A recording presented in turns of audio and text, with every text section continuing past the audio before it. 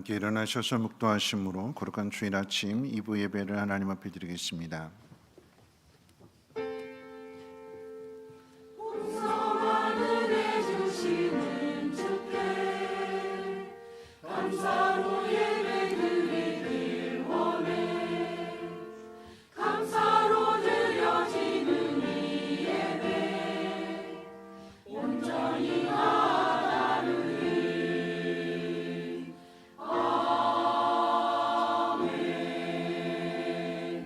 여호와께서 자기를 위하여 경건한 자를 택하신 줄 너희가 알지어다. 내가 그를 부를 때에 여호와께서 들으시리로다. 너희는 떨며 범죄하지 말지어다. 자리에 누워 심중에 말하고 잠잠할지어다. 의의 제사를 드리고 여호와를 의지할지어다. 아멘. 거룩하신 하나님, 오늘도 하나님께서 하나님을 위하여 택하신 경건한 사람들, 하나님 귀한 전으로 그 발걸음 인도해 주심을 감사합니다. 우리가 하나님 앞에 부르짖어 기도하게 될 때에 주께서 들어주시고 응답해 주시며 하나님이 어떤 분이신가를 깊이 깨닫게 되는 그 믿음 가운데 담대한 믿음으로 서게 해 주옵소서. 하나님 기뻐 받으시는 거룩한 제사 되게 하옵시고 하나님 예배를 통하여서 보다 더 많은 사람들의 기쁨을 얻도록 하나님 우리를 사용해 주시옵소서. 감사드리며 모든 말씀 예수님의 이름으로 기도합니다. 아멘. 찬송가 9장, 통일찬송가로는 53장입니다.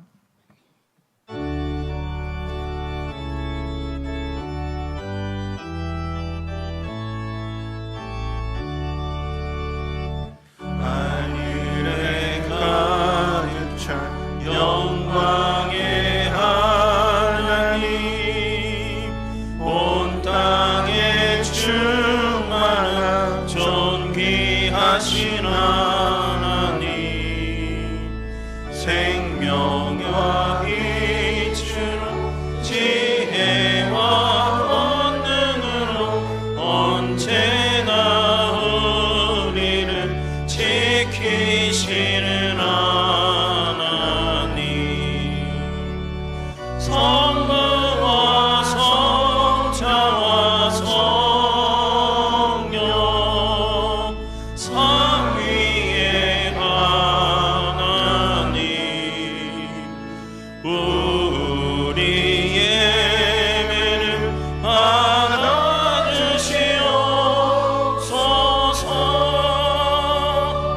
사랑이 넘치는 자비하신 하나님, 은혜가 풍성한 구원의 하나님, 자매의 심령에 평안을 주시옵고 죄악과 허물을 용서하여 주소서.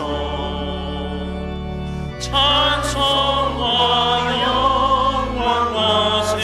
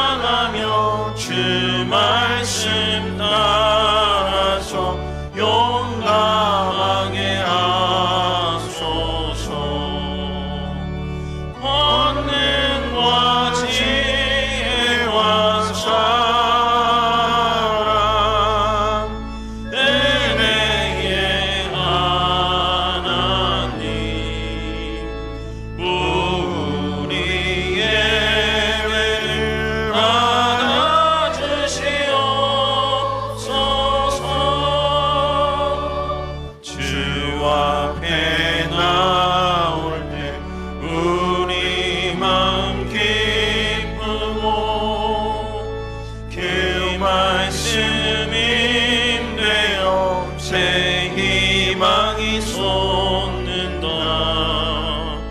고난도 슬픔도 이기게 하시옵고 영원에 잇대어 살아가게 하소서.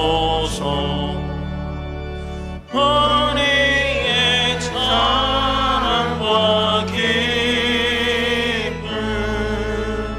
생명의 하나님, 우리의 예배를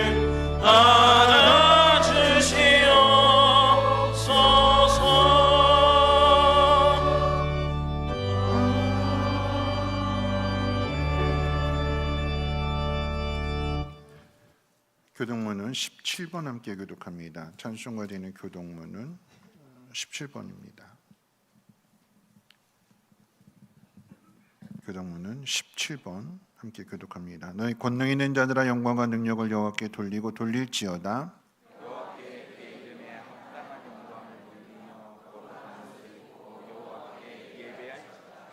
여호와의 소리가 물 위에 있도다. 영광의 하나님이 우레소리를 내시니 여호와는 많은 물 위에 계시도다.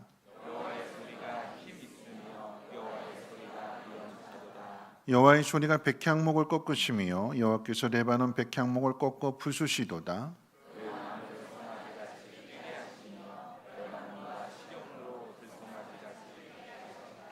여호와의 소리가 화염을 가르시도다.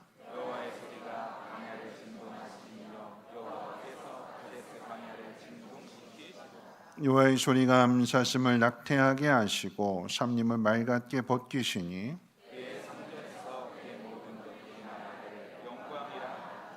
여호와께서 홍수 때에 좌정하셨으며 여호와께서 영원하도록 왕으로 좌정하시도다.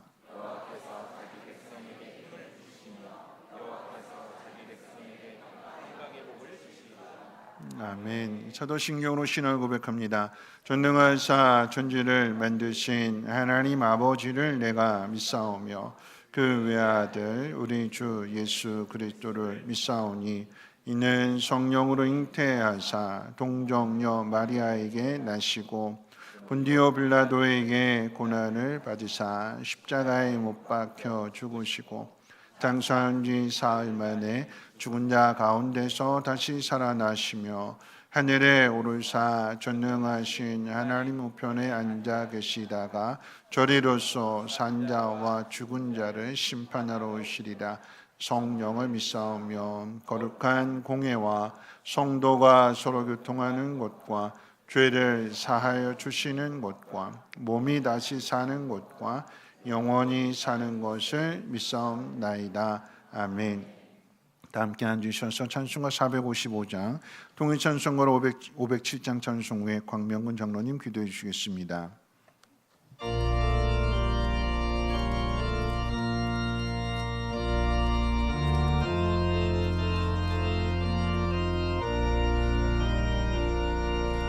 주님의 마음을 본받는 자, 그 마음의 평강이 찾아오는 험악한 세상을 이기리니 하늘로부터 임함이로다. 주님의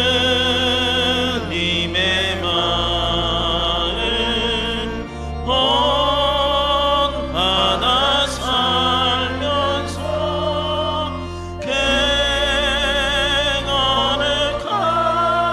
거룩하신 나도 이르리. 주 모습 내 눈에 안 보이며 그 음성 내 귀에 안 들려도 내 영혼 날마다 주를 만나 신령한 말씀 늘 배우노라.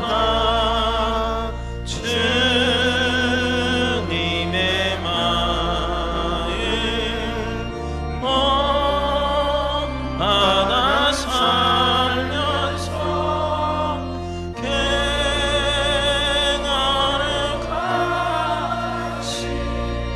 나도 이르리. 가는 길 거칠고 험하여도 내 맘에 불평이 없어지는 십자가 고난을 이겨내신 주님의 말씀 본받음이라. 주님의 마음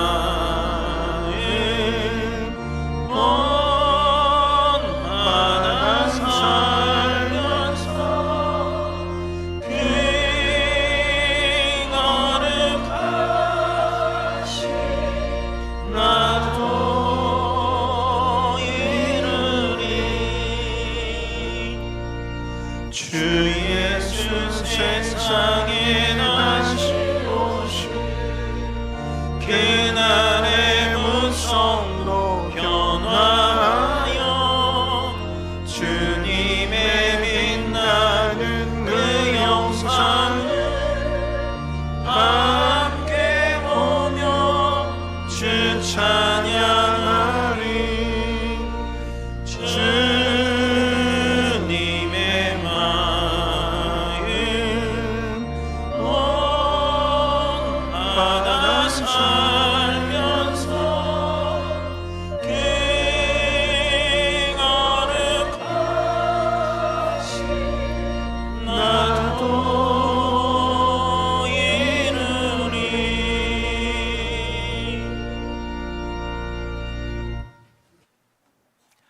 다 같이 하나님께 기도드리시겠습니다. 사랑과 은혜가 충만하신 하나님 아버지, 오늘도 저희에게 거룩한 주일을 허락해 주시고 온 마음과 정성으로 예배하게 하시니 감사를 드립니다. 저희들은 너무나 연약하여 우리의 힘으로는 아무것도 할 수 없는 나약한 존재임을 고백합니다. 우리는 하나님의 은혜 아니고서는 한시도 살아갈 수 없는 연약한 존재임을 고백합니다. 그렇게 보잘것없고 연약한 우리들에게 사랑을 주시고 생명을 주시어 따스한 5월의 햇살을 느끼고 푸르른 하늘과 초목을 바라보게 하시니 이 또한 하나님의 은혜임을 고백합니다. 우리가 살아가는 모든 일상이 감사의 조건이 되게 하시고 그 은혜를 늘 감사하며 하나님을 예배하는 성민의 온 성도들 되어지게 하시옵소서. 하나님, 그러나 오늘도 하나님께 나아올 때 우리의 모습을 바라보니 너무나 추하고 더러운 죄인의 모습임을 고백합니다. 교회에서는 거룩한 성도인 척 포장하지만 세상 속에서 우리의 모습은 어떠한지요? 거룩한 성도이기보다 오히려 세상 사람들보다 더 악한 죄인의 모습으로 살아가지는 않습니까? 이 시간 하나님 앞에 간절히 회개하오니 우리의 모든 죄악을 용서하여 주시고 그리스도의 보혈로 씻어주시어 진실된 성도로 하나님께 온전히 예배하게 하시옵소서. 우리의 힘으로는 할 수 없사오니 오늘도 예배와 말씀을 통하여 깨닫게 하시고 성령으로 충만하여져 세상을 변화시키는 믿음의 용사들로 세워주시옵소서. 특별히 가정의 달 5월을 맞이하여 가정의 소중함을 깨닫게 하시고 주님의 말씀으로 든든히 세워지며 사랑으로 하나 되는 가정이 되게 하여 주시옵소서.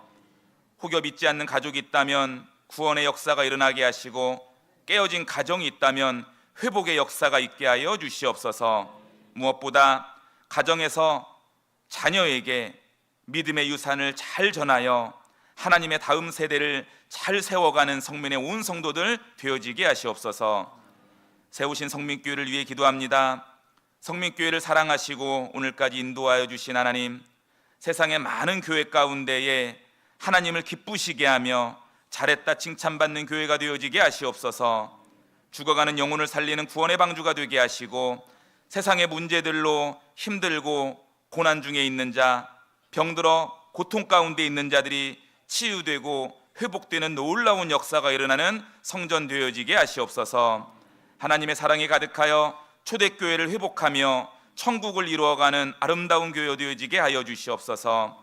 유치부에서 당뇨에 이르기까지 모든 기관이 연합되어져 예수님의 사랑으로 하나 되고 성장하여 부흥되는 성민교회 되어지게 하시옵소서. 특별히 교육부서가 부흥되게 하시고 하나님의 사명을 감당할 놀라운 일꾼들이 세워져 성민교회를 이끌고 나가며 이 나라와 세계 만방에 복음을 전하게 하여 주시옵소서. 세우신 담임 목사님과 가정을 위해 기도합니다. 맡겨진 목양의 사명을 잘 감당할 수 있도록 영육간에 늘 강건케 하시고 오직 하나님을 기쁘시게 하시는 그 뜻대로 교회와 성도들을 잘 인도할 수 있도록 늘 성령으로 충만케 하시고 가정의 건강의 복과 평안의 복을 허락하여 주시옵소서. 부목사님과 전도사님들에게도 성령의 능력을 부어주시어 맡겨진 사명을 잘 감당하여 성민교회를 말씀으로 잘 세워가게 하시옵소서. 이 나라를 사랑하시어 하나님의 복음을 전해주시고 부흥 발전시켜 주신 하나님, 이 땅의 크리스천들이 회개하며 말씀으로 돌아오게 하시고 다시금 이 땅의 교회가 부흥되며 하나님의 나라로 회복되어지길 간절히 소원합니다. 무엇보다 정치적으로 혼란한 시대 가운데에 갈등과 분열이 회복되게 하시고 교회가 갈라지지 않고 잠잠히 기도하며 세상으로부터 손가락질 받지 않도록 하나님께서 붙들어 주시옵소서. 6월에 있을 대통령 선거를 통해서 훌륭한 지도자가 선출되게 하시고 정치가 안정되고 경제가 회복되어 백성들이 평안히 살아갈 수 있도록 인도하여 주시옵소서. 이 시간 말씀을 전하시는 이혜진 목사님에게 성령으로 충만케 하시어 하나님의 능력의 말씀이 선포되어지게 하시고 그 말씀이 우리의 심령에 깊이 새겨져 세상 속에서 참된 크리스천으로 살아갈 수 있도록 인도하여 주시옵소서. 정성으로 준비하여 찬양으로 영광 돌리는 임마누엘 성가대의 찬양을 기쁨으로 영광 받아 주시고 온 성도들에게는 하나님의 은혜를 부어 주시옵소서. 하나님의 성전을 섬기기 위해 각자의 맡겨진 자리에서 이름도 빛도 없이 수고하며 헌신하는 성도들, 그들의 헌신을 통하여 하나님이 영광 받아 주시고 하나님께서 그들의 삶 가운데 크신 은혜를 부어 주시옵소서. 이 시간 예배에 나올 때 우리의 힘으로 할 수 없는 많은 문제와 아픔을 가지고 나옵니다. 하나님께서 위로하여 주시고 치유와 회복의 역사가 일어나게 하시고 우리가 이 땅에서 고난을 만날 수 있고 넘어질 수 있지만 다시금 일어나 더욱 성장하는 믿음을 우리 성도들에게 허락하여 주시옵소서. 오늘도 한량없는 하나님의 사랑을 기대하며 예배하오니 이 시간 임재하시어 우리를 품어주시고 우리의 예배를 홀로 영광받아 주시옵소서. 모든 말씀 사랑이 많으신 예수 그리스도의 이름으로 기도드립니다. 아멘.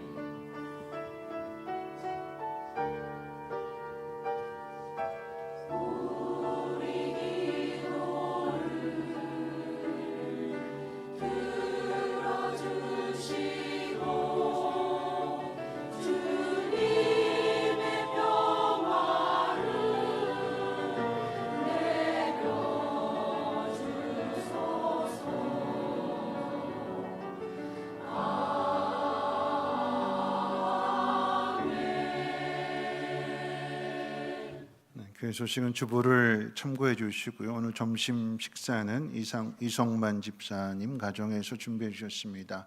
어머니가 되시는 김종분 권사님 이제 칠순이라고 감사한 마음으로 오늘 식사 대접을 하십니다. 예배 후에 당회로 모이도록 하겠습니다.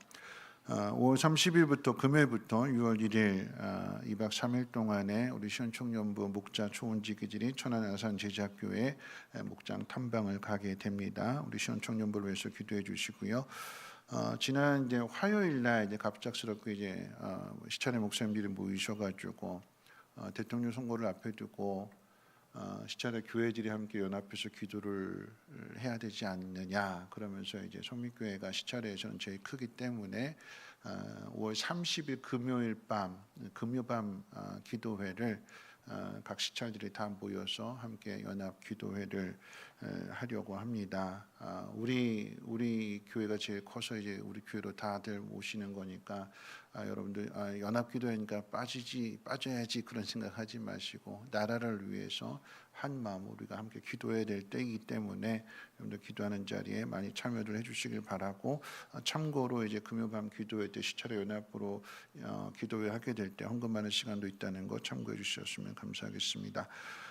교우분들, 병원에 계신 분들 돌아보시고 많이 격려해 주시고 또 위로해 주시기를 부탁드려 봅니다. 하나님 말씀 보도록 합니다. 하나님 말씀은 구약성경 사사기 13장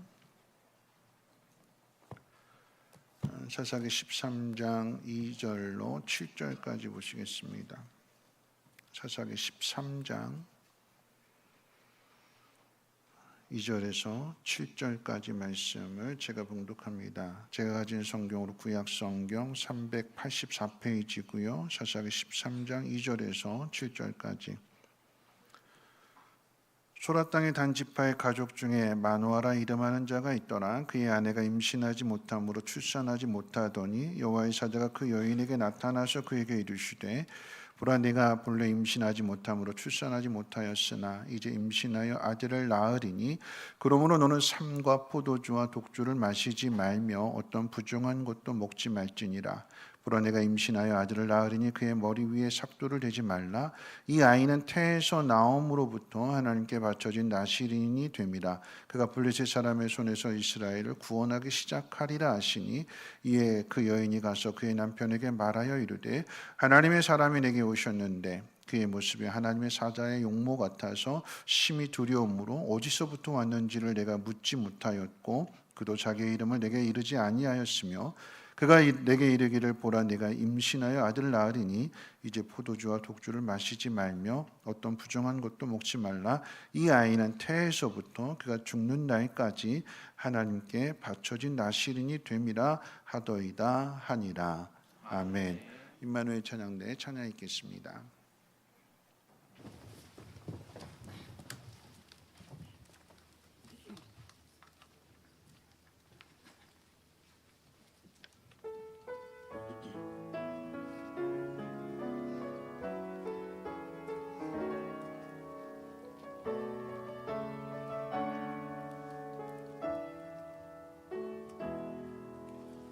믿음으로 사는 가정은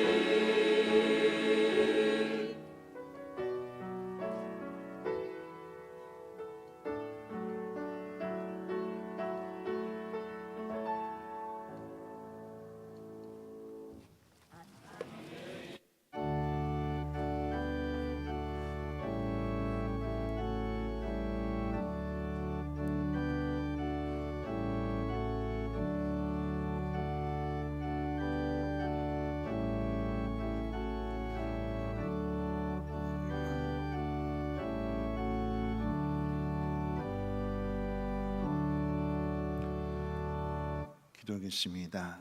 사랑이 많으신 하나님, 오늘 우리가 이 자리에 하나님을 예배하는 것은 우리가 하나님을 선택해서가 아니라 하나님 우리를 택하시며, 우리가 하나님을 먼저 사랑한 것이 아니라 하나님 우리를 먼저 사랑하셨음을 깨닫기에 감사함으로 예배하고 또 감사함으로 귀한 예물을 하나님 드립니다. 하나님 예물이 씌워지는 곳곳마다 하나님의 그 사랑이 하나님을 사랑하지 못하는 사람들의 마음에 전하여지게 하시되, 이 예물을 통해서 그 마음이 따뜻해지게 하시고 힘과 위로를 얻게 하시며 잃어버린 소망을 다시금 찾는 그 거룩한 예물 될 수 있도록 하나님 기름 부어 주시옵소서. 예물 드리는 손길 주님 기억하여 주시고, 오늘 찬양의 가사처럼 혹시라도 가난함 가운데 있지만 부족함이 없도록 때를 따라 도와주시는 은혜로 함께 하사 하나님의 사랑 안에서 참된 평안함 누리게 하옵소서. 신령한 목으로 채워주시고 땅에 기름진 곳들로 넘치게 부어 주시옵소서. 오늘 하나님 말씀을 듣습니다. 하나님의 음성으로 들려지게 하시고 믿음으로 반응하며 순종케 하옵소서. 감사드리며 모든 말씀 예수님의 이름으로 기도합니다. 아멘. 한 주일 동안도 편안하게 잘 지내셨는지요? 우리 옆에 분하고 인사 나누실 때 이렇게 인사하겠습니다. 하나님 당신을 사랑하십니다 하고 인사해 볼까요? 네.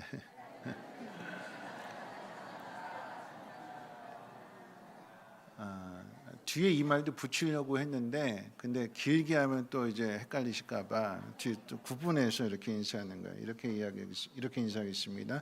당신의 미래는 주 안에서 지금보다 훨씬 더 아름답습니다. 네, 당신의 미래는 주 안에서 지금보다 훨씬 더 아름답습니다. 오늘 말씀의 제목을 이제 죽는 날까지 헌신된 사람, 좀 이제 듣는 우리 입장에서는 무시무시한 얘기잖아요. 죽는 날까지 헌신하는 사람, 그렇죠? 네. 헌신하는 사람이 있는 공동체는 행복합니다.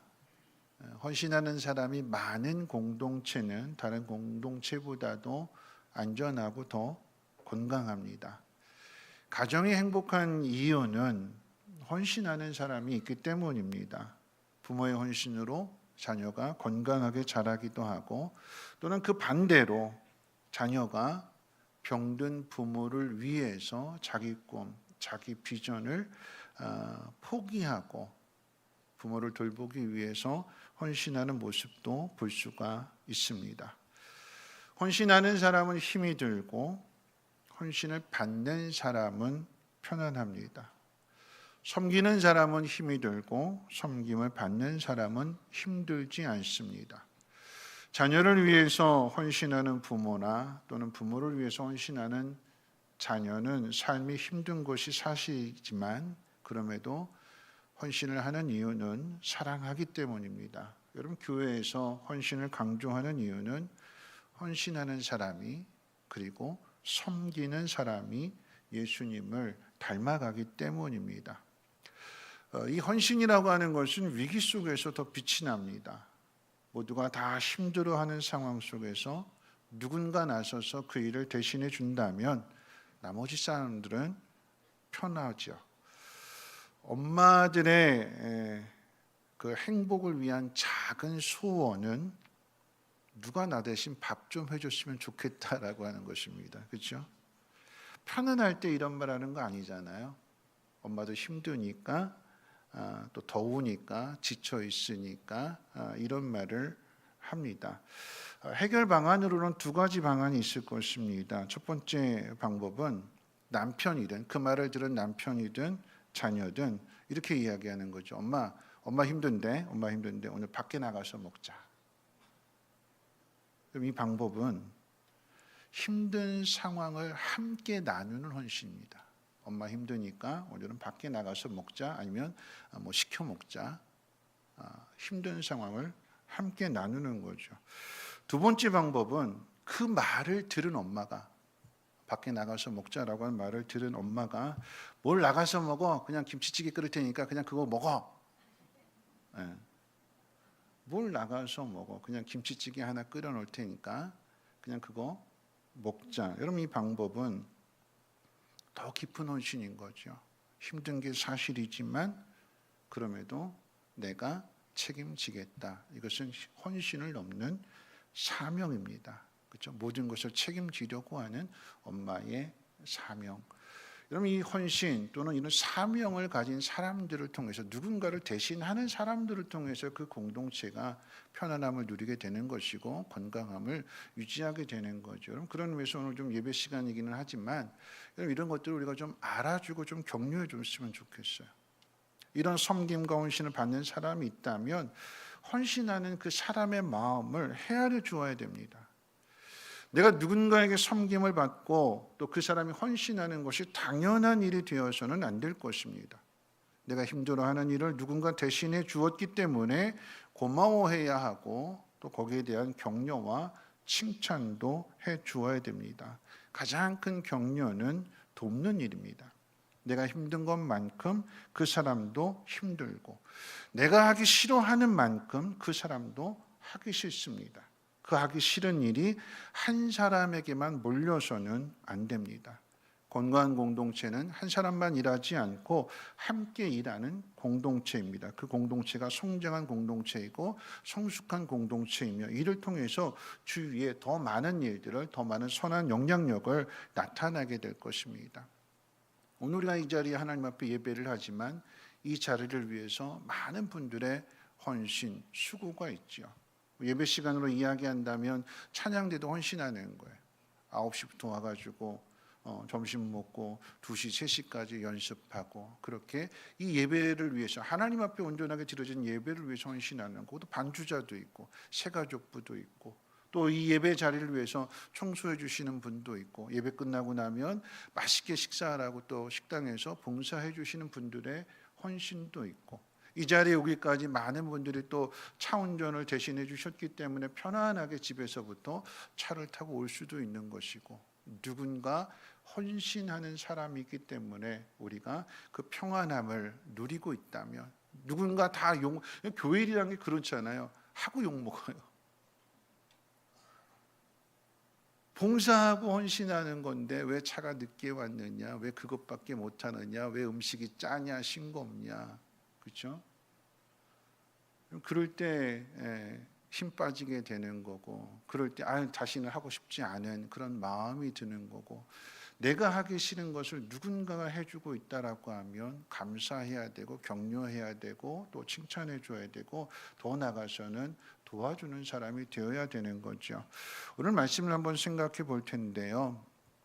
헌신에 대한 이야기인데, 성경에 보면 아주 큰 집이 있습니다. 이 집은 단합이 참 잘 되었기 때문에 크게 성장할 수가 있었고, 그래서 주변에 많은 부러움을 사는 집이었습니다. 이 집에 있는 가장이 말하기를, 누가 이 일을 할까? 그러면 그 일에 자원하고 헌신하는 사람이 있었고, 그 자원하고 헌신하는 사람은 훗날 그 집의 가장이 되었습니다. 그런데 점점 이 집이 변하기 시작합니다. 함께 모이는 날들이 줄어들었고, 또 함께 모이게 될 때는 사람의 모이는 숫자도 줄어들었습니다. 집은 큰데 사람이 모이지 않게 되니까 그때부터 도둑이 들기 시작합니다. 도둑이 들어올 때면 다들 놀라서 모여서 어떻게 할 것인지 방법을 찾게 되는데, 그 찾은 방법이 뭐냐면 돌아가면서 우리 방범을 서자, CCTV도 달고 또 텔레캅에도, 보안업체에도 가입을 하자. 좋은 방법입니다. 그런데 이것이 오래 가지 못하고 뒤에 가서는 무용지물이 되어버립니다. 왜 그럴까요? 좋은 방법인데 왜 이게 뒤에 가서 무용지물이 되는 걸까요? 돈이 많이 들어가요. 돈이 많이 들어가는데, 그런데 그 비용을 서로 나누어 지려고 하지 않습니다. 감당하지 않겠다라고 하는 거죠. 그렇다 보니까 이 집에 결국은 어떻게 되느냐? 넘어가는 거예요. 다른 사람에게로 넘어가 버렸습니다. 여러분, 이 큰 집은 사사시대에 이스라엘 공동체를 각색해서 설명한 것입니다. 사사시대는 여호수아가 죽고 난 다음의 시대입니다. 여호수아와 갈렙의 시대만 하더라도 이스라엘은 하나였습니다. 가나안 땅을 정복할 당시에 갈렙이 저 남방에 있는 땅 누가 차지할까? 누가 먼저 공격할래? 그럴 때에 온니엘이 자원했고 온니엘이 헌신했으며 그로 말미암아 온니엘은 훗날 여호수아와 갈렙이 죽고 난 다음에 이스라엘의 첫 번째 사사가 됩니다. 그런데 온니엘이 죽고 난 다음부터 계속해서 이스라엘 백성들은 어려움을 당하게 됩니다. 이방 민족에게 괴롭힘을 당하게 되는데 그 시간, 그 기간이, 그 횟수가 점점 늘어나요. 처음에는 8년이었습니다. 그런데 그 8년이 나중에는 또 다른 민족에게 18년이 되고, 그리고 그 다음에는 또 다른 민족에게 20년이 되고, 그 다음에는 또 다른 민족에게 7년, 그리고 또 다시 18년, 그리고 오늘 본문의 상황에 이르게 되면 자그만치 40년 동안 블레셋에게 괴롭힘을 당했다고 기록해 주고 있습니다. 이런 일이 계속해서 반복이 되니까 이 일을 해결하려고 하는 사람들이 나서지 않게 되는 거예요. 본문의 상황으로 말씀드린다라고 하면 이 문제를 해결하겠다고 하는 사람이 아무도 없습니다. 헌신하겠다는 사람도 없고, 헌신하는 사람이 나오면 도와주겠다는 사람도 없습니다. 그래서 모든 것을 다 빼앗깁니다. 내 것이었는데 내 것을 남에게 빼앗긴 사람들의 마음이 어떨까요? 다시 찾아야 된다는 건 알죠. 그런데 아무도 도와주는 사람이 없다는 것을 너무나도 잘 알게 되니까 내가 나섰는데, 괜히 내가 일을 책임지겠다고 했는데 도와주는 사람이 없다면 결국 나만 손해보는 거 아닌가? 블레셋에 대항하겠다고, 블레셋에게 빼앗긴 그 주권을 내가 찾아보겠노라고, 내 일에 헌신하겠다고 내가 나섰다가 아무도 도와주는 사람이 없다면 결국은 나만 죽게 되는 거 아닐까? 이런 것들을 생각하니까 아무도 나서는 사람이 없습니다.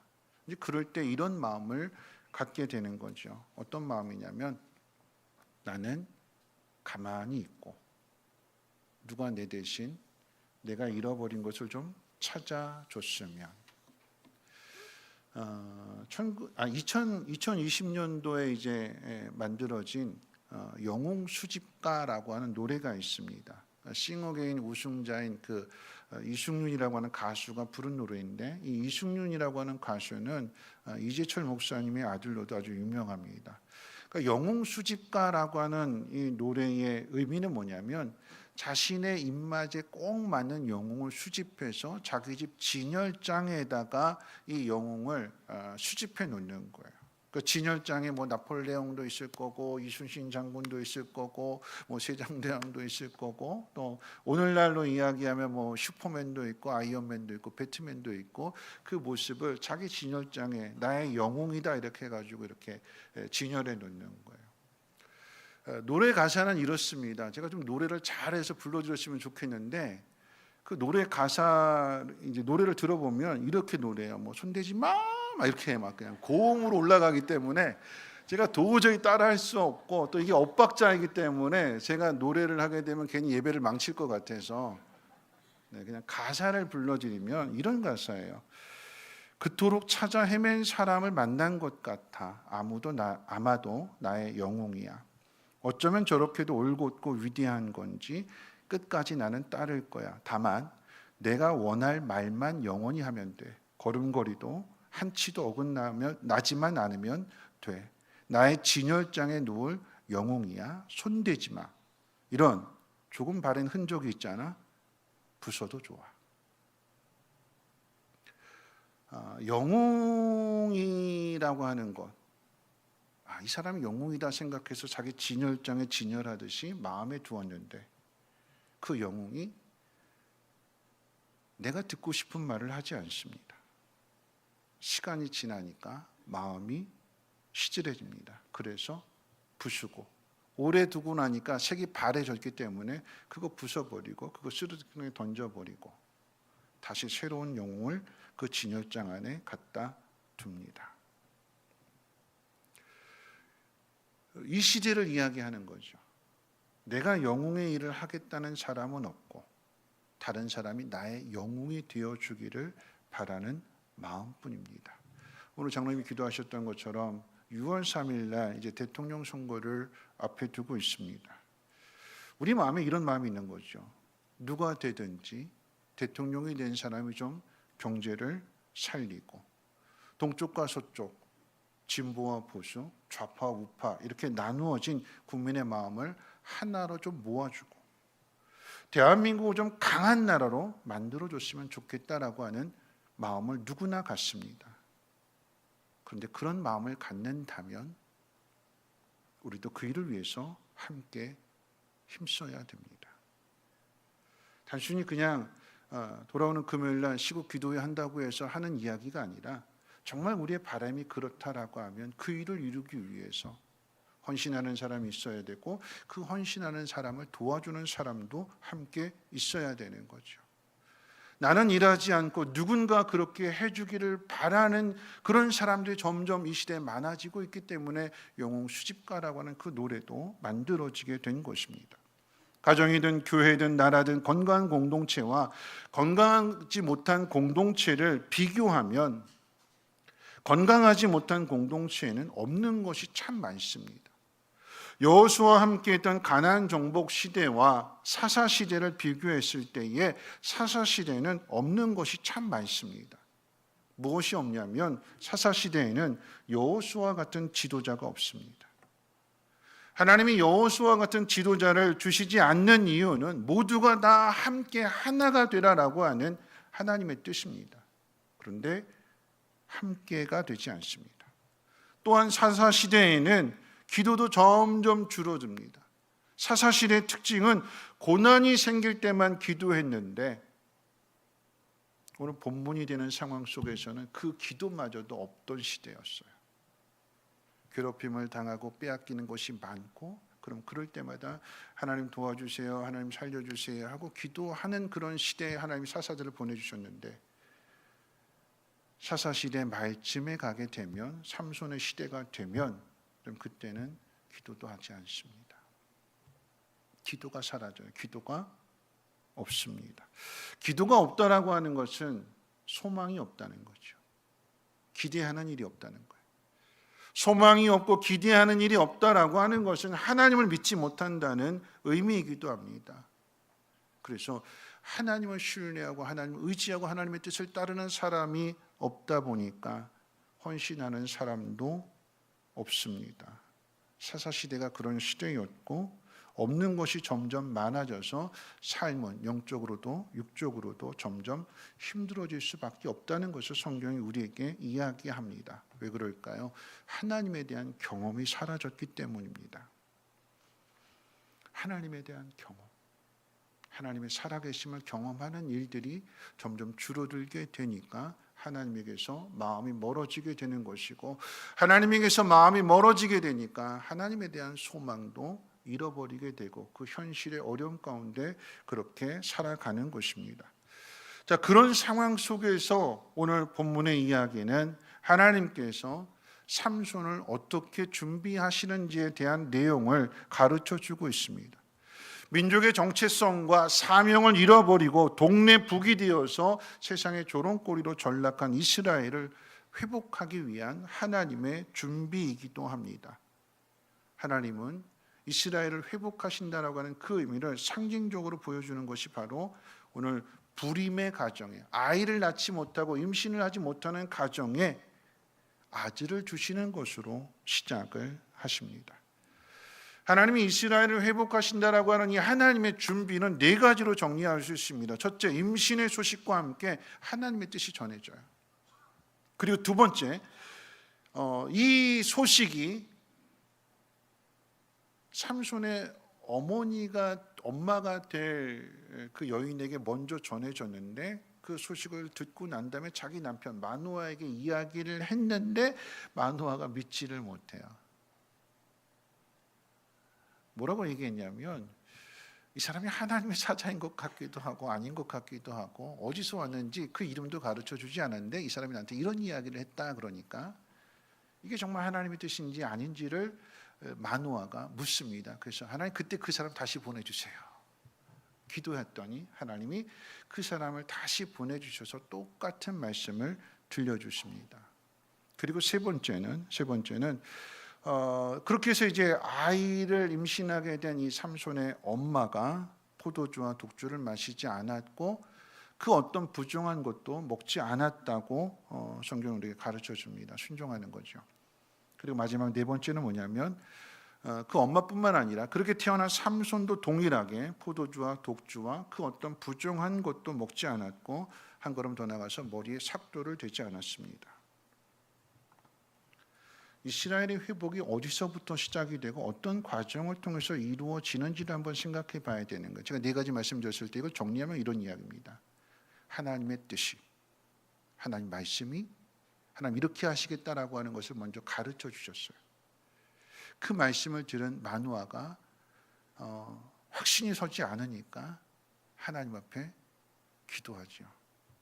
기도할 때에 하나님은 분명하게 가르쳐 주셨고 하나님의 뜻이 확실해지게 되니까 여기에 대해서 삼손의 엄마가 순종하는 것이고 그리고 삼손 또한 이 일에 희생하고 헌신하게 되는 것입니다.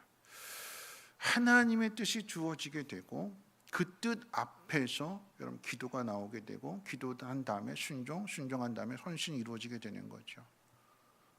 그럼 기도라고 하는 것은요,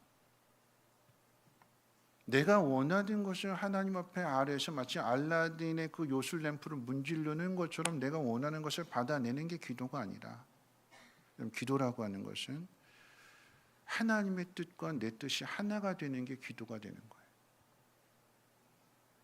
내가 나를 생각하는 것보다 하나님 나를 생각하시는 것이 더 크고, 내가 누군가를 위해서 희생하고 헌신해서 그 공동체를 살리겠다라고 하는 그 계획이나 생각보다도 하나님의 생각이 더 크시고 더 간절하시기 때문에, 그래서 기도라고 하는 것은 하나님의 뜻에 우리의 생각을 맞추는 게 기도예요.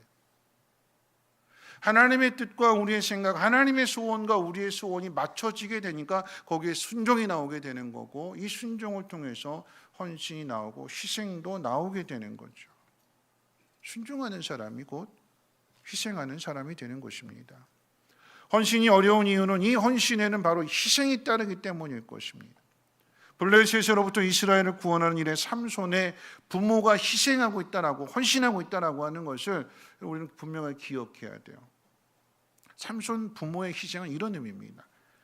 아이를 임신하는 과정 속에서 아이의 출생, 건강하게 아이가 태어날 수 있도록, 그러면 태교가 중요한 거잖아요. 먹는 것도 또 뭐 생각하는 것도 10달 동안 정말 가려서 먹게 되고, 내가 먹고 싶은 거 안 먹게 되고, 또 때로는 그러잖아요. 여보 딸기가 먹고 싶어. 난 딸기 안 좋아하는데 딸기가 먹고 싶어. 이건 내가 먹고 싶은 게 아니라 우리 아이가 먹고 싶어 하는 거야. 그러잖아요. 그렇죠? 나는 먹고 싶지 않은데 누가 먹는데요? 아이가 먹고 싶어 한다고 하니까, 내가 먹기 싫은데 그거 먹는 건 누구 때문에 먹는 거예요? 아이 때문에 먹는데요. 고기 싫어했던 사람이 아이 때문에 고기를 먹기도 하고, 그렇죠? 누구 때문에요? 아이 때문에. 아이 때문에 희생하는 거예요.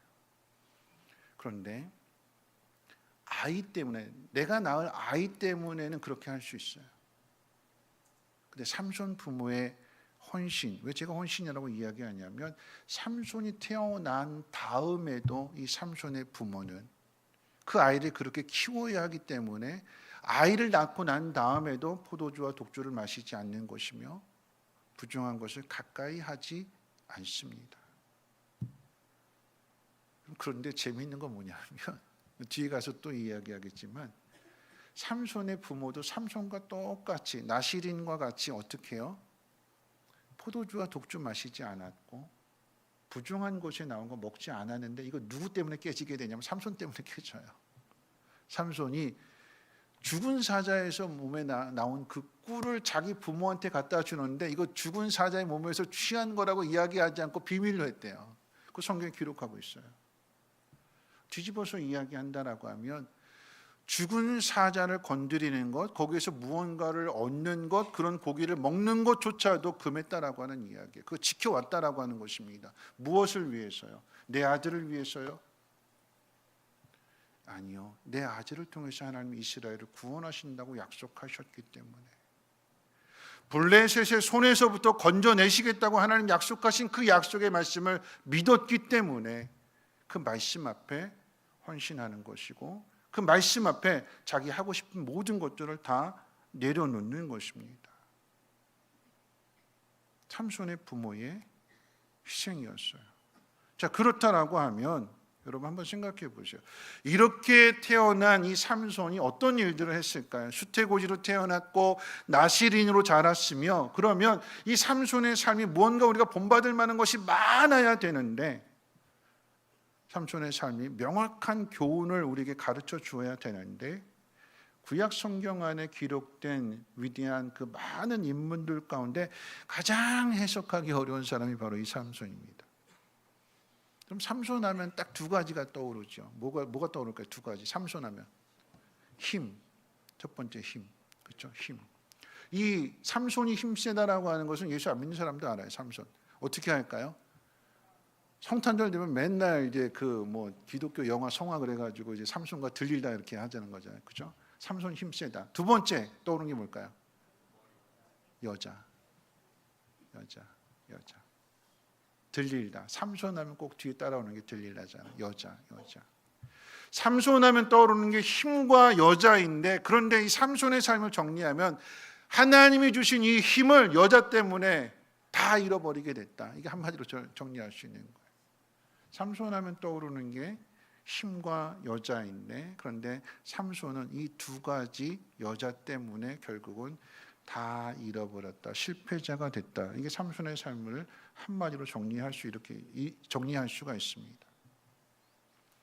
겉으로 드러난 모습만 생각하면 삼손은 하나님이 주신 힘을 여자와 관련된 일에 다 쏟았습니다.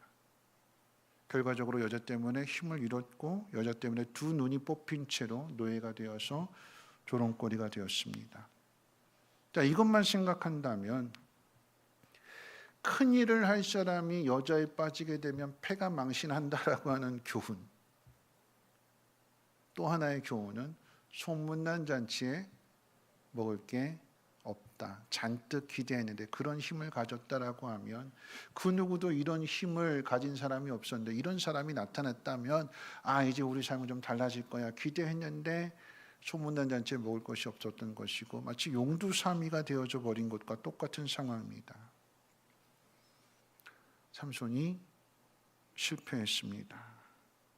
그런데 성경이 삼손에 대해서 진짜 이야기하고자 하는 것은 바로 이 삼손의 실패예요. 실패. 삼손이 실패하니요, 힘을 잃어버리게 되고 두 눈도 뽑히게 되고 세상의 조롱거리가 된 이유가 뭐냐? 성경이 이야기하고자 말하고자 하는 것은 뭐냐면, 삼손이 하나님과의 약속을 다 어겼습니다. 머리에서 힘이 나는데 이 머리가 밀리게 되고 힘을 잃어버리게 된 것은 포도주와 독주를 마셨기 때문이고, 좀 두 가지 어겼죠. 그 다음에 죽은 사체를 건드려서 거기에서 꿀을 취해서 먹었고, 자기만 먹을 뿐만 아니라 그것을 알리지 않고 자기 부모에게도 줘서 먹게 했다라고 하는 것, 하나님이 말씀하신 세 가지를 다 어겼습니다. 이스라엘을 블레셋으로부터 구원할 구원자로 하나님이 구별하셨음에도 불구하고 삼손은 하나님 명령을 다 어겼습니다. 회복과 구원을 위해서 헌신해야 되는 사람의 마음에도 죄가 가득했다라고 하는 이야기입니다. 그거 이야기하고 싶은 거예요. 삼손만 그랬을까요? 아니요. 이스라엘 백성도 만만치 않습니다. 성경에 기록된 내용을 살펴보면 삼손이 블레셋을 때리니까, 그러니까 쉽게 표현하면 그런 얘기예요. 삼손이 블레셋을 때리니까 얻어맞은 블레셋이 삼손과 싸워서는 안 되니까 누구를 때리냐면 이스라엘을 때려요. 그러니까 이 맞은 이스라엘이 블레셋한테 따지는 거죠. 왜 때려? 그랬더니 삼손이 때려서 나도 너 때리는 거야. 그러니까 이 이스라엘 백성이 뭘 하냐면 삼손 결박해서 블레셋에 넘겨버렸어요.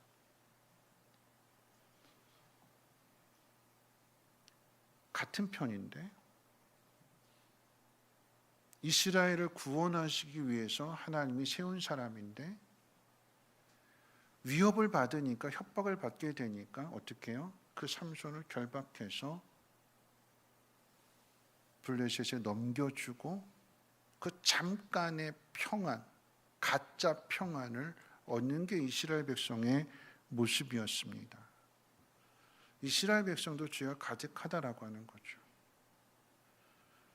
이스라엘도 죄가 가득하고 그 이스라엘을 구원하고 회복해야 될 삼손 역시도 하나님의 기대에 한참이나 미치지 못한 모습이었고 하나님 약속하신 그 명령을 다 어긴 모습이었습니다. 그럼 어떻게 되는 걸까요? 마지막으로 생각해 보고 싶은 것은, 그래서 오늘 제목을 제가 죽을 때까지 헌신하는 사람이라고 정하게 됐는데, 삼손의 이야기가 이렇게 끝나지 않고 블레셋의 조롱거리가 된 삼손이 이제 그때 그 자리에서 하나님 앞에 기도하는 내용이 사사기 16장 이제 28절에 나오게 되는데, 삼손의 이야기가, 참고로 삼손의 이야기가 성경에 기록된 그 사사시대의 인물들 가운데 제일 길어요. 제일 긴데 삼손이 하나님 앞에 기도했다라고 하는 것, 처음이자 마지막으로 기도한 내용이 이 사사기 16장 28절 가운데 기록되어 있는데, 우리 말씀 화면 보시면서 한번 같이 한번 읽어볼까요? 함께 읽겠습니다. 시작. 삼손이 여호와께 부르짖어 이르되 주 여호와여 구하옵나니 나를 생각하옵소서. 하나님이여 구하옵나니 이번만 나를 강하게 하사 나의 두 눈을 뺀 블레셋 사람에게 원수를 단번에 갚게 하옵소서 하고, 여러분 기도의 내용 가운데 마지막, 처음이자 마지막 기도를 하게 되는데, 이 기도의 내용 가운데 이스라엘을 구원해 달라라고 하는 이스라엘이라는 기도가 하나도 없어요. 거창하게 세상을 구원해 주세요, 이스라엘을 구원해 주세요, 마지막 기도라고 한다면 좀 기도가 좀 거창해야 되는데, 거창한 기도가 아니라 하나님, 내가 이런 일들을 당했는데 저 사람들이 내 두 눈 뽑았는데 하나님 복수하게 해주세요. 내 이 원한 좀 갚아주세요. 마지막 나에게 힘을 주셔서 하나님 저대로 좀 내가 아주 콧대를 납작하게 그렇게 하게 해주세요. 기도의 내용조차도 하나님의 나라를 생각하고 이스라엘 백성들을 회복을 생각하는 그런 내용이 없습니다. 원한을 갚아달라고 하는 기도뿐이었어요. 하나님이 이 기도에 응답을 해주셨고, 그래서 마지막 힘을 주셨을 때에 그가 기둥을 무너뜨려서 그 자리에 모인 블레셋 사람 3,000명이 죽었다라고, 삼손과 함께 죽었다라고 하는 이야기가 삼손 이야기의 마지막입니다. 그런 의미에서 본다면 이 삼손은요, 죽을 때까지 헌신한 사람이 맞지요. 그런데 잘 들으세요. 삼손이 죽을 때까지 헌신할 수 있었던 것은 하나님의 약속 때문입니다. 약속. 그 약속이 어떤 약속일까요? 우리 화면 한번 띄워주시고 오늘 읽은 말씀 7절 말씀 다시 한번 읽어봅니다. 7절 말씀 같이 한번 읽겠습니다. 시작. 그가 내게 이르기를 보라 내가 임신하여 아들을 낳으리니 이제 포도주와 독주를 마시지 말며 어떤 부정한 것도 이 아이가 태어에서부터 죽을 때 하나님께 바쳐진 나시린이 됨이라 하더이다 하니라. 하나님이 아이가 태어나기도 전에 삼손 부모에게 뭐라고 약속하셨냐면, 이 아이는, 삼손을 가리키는 거잖아요. 삼손은 죽는 날까지 하나님께 바쳐진 나시린이다. 죽는 날까지, 죽음조차도 하나님 앞에 바쳐진 사람이다. 그런데 삼손이 실패했잖아요. 하나님 말씀을 다 어겼잖아요. 세상의 조롱거리가 됐잖아요. 그런데 그 마지막의 모습을 성경 뭐라고 이야기하냐면, 삼손이 살아있을 때 죽인 블레셋의 사람의 숫자보다도 삼손이 마지막 죽을 때 블레셋 사람을 죽인 숫자가 더 많았다.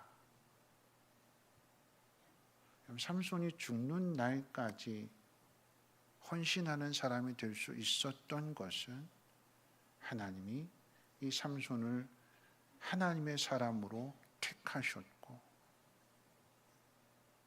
그렇기 때문에 택한 그 하나님의 사람이 실수하고 실패하고 하나님 명령을 다 어기고 세상의 조롱거리로 놀이객감으로 전락된 그 자리에서 하나님이 삼손의 기도에 응답해 주심으로 인하여서 이전보다 더 큰 일을 하는 마지막 모습을 보여주고 나타나게 되는 거죠.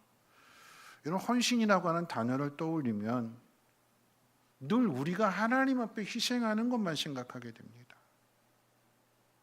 하나님 앞에 희생하는 사람, 하나님 앞에 헌신하는 사람을 우리 늘 대단하다고 생각하게 되죠. 그런데 삼손의 이야기는 그런 우리의 생각을 깨트려 주는 것입니다. 우리가 하나님께 헌신하는 것이 아니라 하나님이 우리에게 헌신하시는 거예요. 여러분, 그 이야기를 아시겠습니까? 우리가 하나님 앞에 헌신하는 것으로 하나님이 점수를 매기신다거나 아니면 그것을 가지고 우리를 평가하신다라고 하면 여러분, 우리는 누구도 그 누구도 하나님의 기대를 충족할 수 있는 사람이 없어요.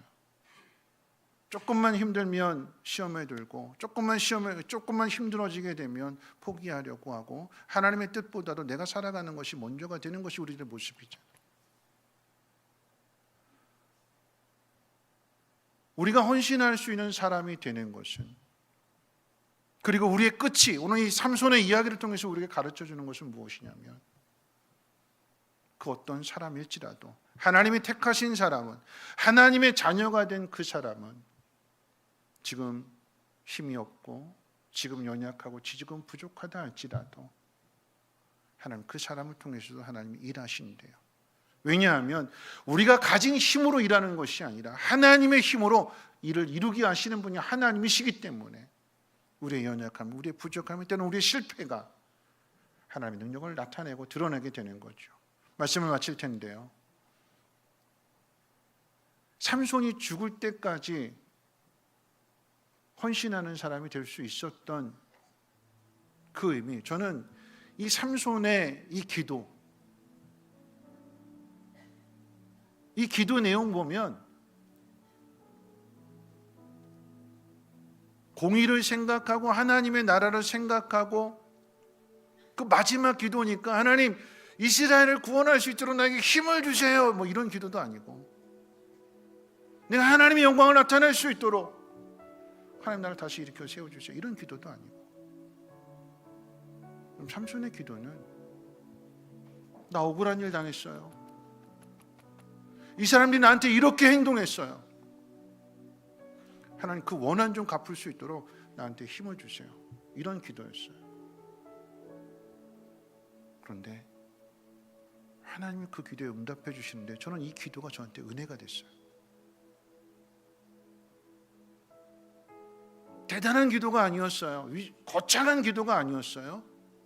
공의를 생각하는 기도도 아니었어요. 지극히 개인적인 기도였어요.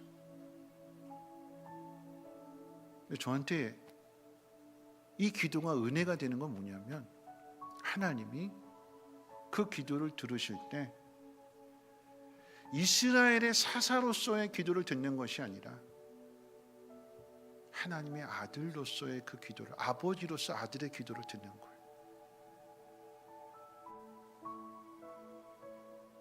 헌신하는 사람들의 입장에서 생각해 본 그런 거죠. 내가 왜? 헌신하는 사람들의 입장에서 생각해 보면 내가 하나님 앞에 도구가 된 것 같아요. 나 없으면 안 되는 것 같고, 내가 이만큼 하니까 하나님의 뜻이 이루어지게 되는 거고 하나님 영광이 나타나는 것 같고, 그렇지 않을 때 주눅들게 되고. 근데 하나님이 이 삼손의 기도를 들어주시는 그 의미는, 제 마음에 와닿는 의미는 이런 거예요. 너는 내가 이 뜻을 이루기 위해서 너를 도구로, 수단으로 생각하는 게 아니다. 이 마지막 순간에 하나님이 삼손에게 너는 내 아들이야, 내 새끼야, 내 새끼. 누가 그랬어? 쟤들이? 쟤들이 네 눈 뽑았어? 쟤들이 너 비웃고 조롱했어? 하나님 없는 사람인 것처럼 취급했어? 아니야. 넌 내 새끼야, 내 자녀야, 내 아들이야. 그래서 힘을 주신 거래. 하나님이 우리를 수단으로, 방법으로, 도구로 우리를 써먹으려고 그러는 게 아니라 여호수아 시대랑 사사 시대 마지막을 비교해 보십시오. 이 시대 모든 사람이 불우했어요. 하나님 말씀을 지켰으니까. 근데 사사 시대는요, 하나님 말씀을 버렸어요. 사명도 버렸습니다. 그 마지막의 모습은 가지고 있는 거 다 빼앗겼고 힘들었어요. 하나님 그런 이스라엘을 포기하지 아니하시고 어떻게 해요? 구하지 않는데도 삼손을 주신 거고, 삼손이 기대치에 미치지 못했는데도 불구하고 그 마지막의 교훈은, 저에게 주신 의미는 너는 도구가 아니라 내 자녀다, 내 아들이다, 내 새끼다. 여러분, 부모님 마음이 그런 마음이 아닐까요?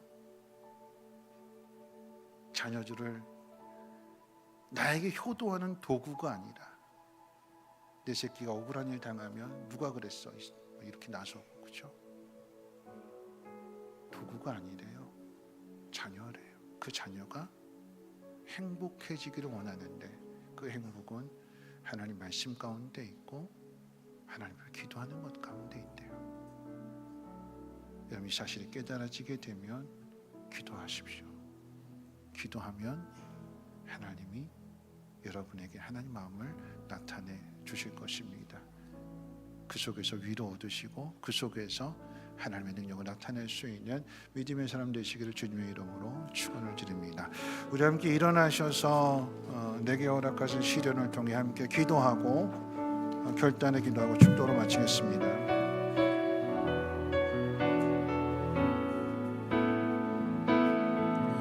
내게 허락하신 시련을 통해 나의 믿음 더욱 강하게 자라나고, 험한 산과 골짜기 지나는 동안 주께 더 가까이 나를 이끄시네. 내가 겪는 시험이 어렵고 힘겨워도 내 주님보다 크지 않네. 내 앞에 바다가 갈라지지 않으면 주가 나로 바다 위 걷게 하리. 나는 믿네. 주의 능력으로 내 삶 새롭게 되리. 나는 믿네. 주의 능력으로 담대히 나가리라. 주와 함께 싸워 승리하리라. 날마다 믿음으로 나 살아가리. 나는 믿네. 주의 능력으로 내 삶 새롭게 되리. 나는 믿네. 주의 능력으로 담대히 나가리라. 주와 함께 싸워 승리하리라. 날마다 믿음으로 나 살아가리. 오늘 말씀 생각하면서 함께 기도할 텐데요. 부모와 자녀의 관계 속에서 때로는 자녀가, 또 반대로 부모가 나를 이용하는 건가? 나를 부모의 행복을 위한 그런 수단으로 사용하는 건가? 그런 생각 들 때가 있잖아요, 그렇죠? 하나님과의 관계에서도 마찬가지인 거죠. 삼손이 죽을 때까지, 죽는 그 순간에 헌신한 사람으로 기록되어질 수 있었던 것은 삼손의 헌신보다도 하나님이 삼손을 위한 헌신이 더 크기 때문인 것이고, 삼손의 마지막 이야기가, 그리고 마지막 기도가 지극히 개인적인 기도였는데 그 의미는 하나님이 삼손을 이스라엘 회복을 위한 그저 도구로 사용하는 것이 아니라 삼손과 하나님과 관계 속에서 너는 내 아들이다, 내가 택했다, 내가 구별했다, 누가 너 건드렸니? 내가 네 아버지야 하는 것을 가르쳐 주시는 그런 모습이었습니다. 오늘 우리가 그 믿음을 다시 회복했으면 좋겠어요. 하나님 나를 포기하지 않으실 것이고 죽는 그 순간까지도 내 모습을 하나님이 아름답게 만들어 가실 것입니다. 여러분의 자녀가 신앙을 잃어버렸다면 하나님이 삼손을 돌아오게 하시는 것처럼 돌아오게 하실 것을 우리가 믿어야 되는 거고, 그리고 그것을 위해서 기도해야 되는 거죠. 이 시간 우리가 그렇게 함께 기도했으면 좋겠습니다. 하나님, 하나님의 마음을 잘 알게 하시고 하나님의 뜻을 붙들고 기도함으로 인하여서 그 공동체를 살리게 하옵소서. 우리의 가정이, 우리의 목장, 우리 성민교회가, 이 나라 이 민족이 회복되게 하옵소서. 우리 함께 통성으로 하나님 앞에 기도합니다. 사랑 많으신 하나님 아버지 감사합니다. 하나님 말씀을 듣습니다.